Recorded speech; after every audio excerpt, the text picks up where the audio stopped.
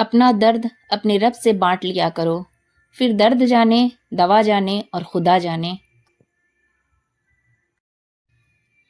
نماز کو بوجھ کی طرح نہ پڑھا کریں، یہ وہ تحفہ ہے جو اللہ نے ہمیں ہر بوجھ سے سکون پانے کے لیے دیا ہے۔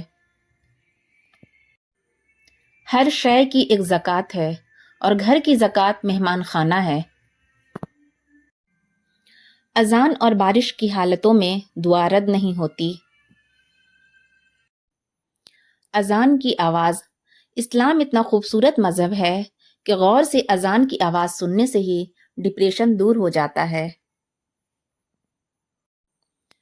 اگر آپ کا پڑوسی دیوبندی، بریلوی، اہل حدیث، شیعہ، غیر مسلم یا کچھ اور ہے تو اس کا حساب وہ خود دے گا، لیکن اگر وہ بھوکا، تنگ دست اور پریشان ہے تو اس کا حساب آپ کو دینا ہوگا۔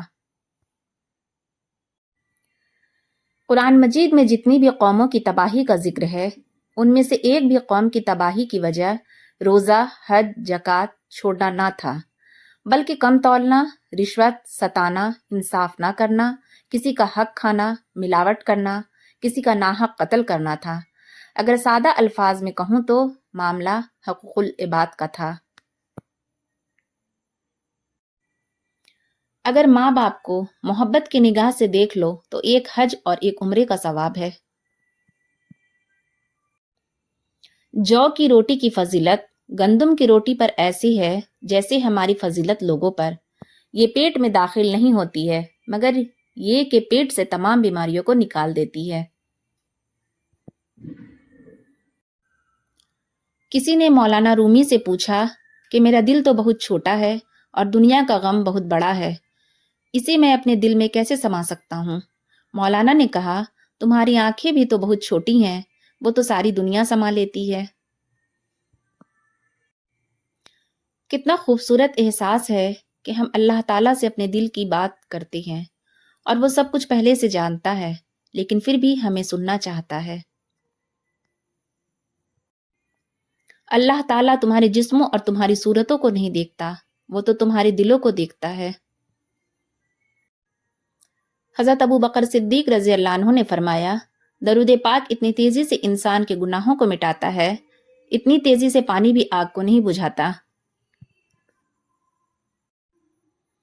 بھروسہ کرنے میں بہت احتیاط کیجیے، کیونکہ شیطان بھی پہلے فرشتہ ہوا کرتا تھا۔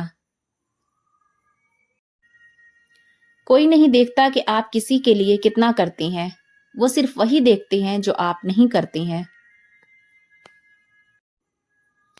میں دوسرے کا تجزیہ فوراً کر لیتا ہوں۔ میں 1 سیکنڈ میں بتا دیتا ہوں کہ میرے محلے کا کون سا آدمی کرپٹ ہے، میرے دوست میں کیا خرابی ہے، لیکن مجھے اپنی خرابی نظر آتی ہی نہیں۔ انسان جتنا بھی گنہگار ہو، اللہ پاک اس کے لیے دعا کا راستہ اور رزق کا دروازہ کبھی بند نہیں کرتا۔ فرعون کے گھر حضرت موسیٰ علیہ السلام کی پرورش یہ ثابت کرتی ہے کہ جہاں شر کی انتہا ہوگی وہیں سے خیر کی ابتدا ہوگی۔ وضو دنیا کا سب سے سستا اور بہترین سینیٹائزر ہے جو وائرس کے ساتھ ساتھ گناہوں کو بھی صاف کر دیتا ہے۔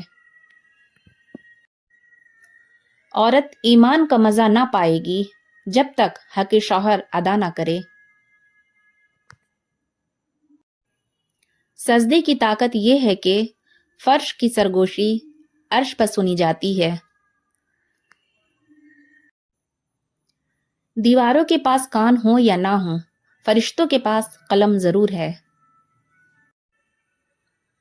گھر میں چاہے 10 کمرے ہوں، لیکن سب سے زیادہ رش اس کمرے میں ہوتا ہے جس میں ماں ہوتی ہے۔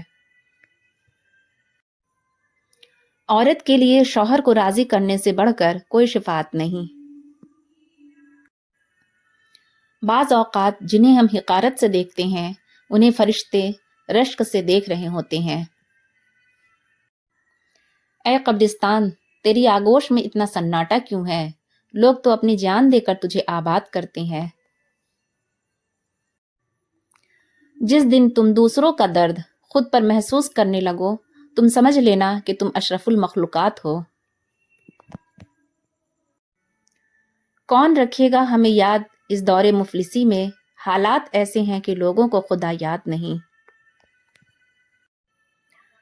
اگر مقصد میں ناکام ہو جائیں تو مایوس نہ ہوں، کیونکہ کسی بھی کتاب میں نہیں لکھا کہ پیروں میں قیمتی جوتے نہ ہوں تو آپ چلنا چھوڑ دیں۔